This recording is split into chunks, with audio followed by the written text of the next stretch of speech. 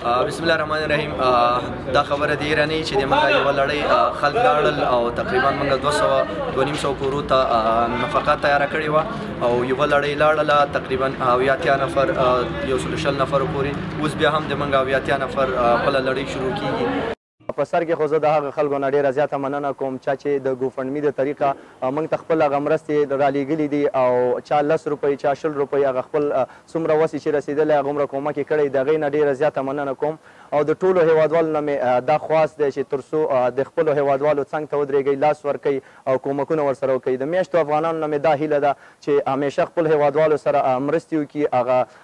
څومره چې کولی شي څومره چې وس توان او خپلو هیوادوالو سره مرسته وکړي. د یو غریب کور به په افغانستان کې د یو غریب نفقه به پرې جوړه شي، یو وخت یو ټیم ډوډۍ به پرې برابره شي. نو د هغې نه مې هیله ده او د خپل ملي اتلانو نه ډېره زیاته مننه کوم چې همیش د خپلو هیوادوالو تر څنګ ولاړ دي او همیش یې لاس ورکړی او څومره چې وس او توان رسیږي هغومره یې کومک کړی دی او زه هم ډېر زیات کوشش کوم چې تر څو د خپلو هیوادوالو لاسنیوی وکړم او مرسته ورسره وکړم. نو تاسو ټول نه مې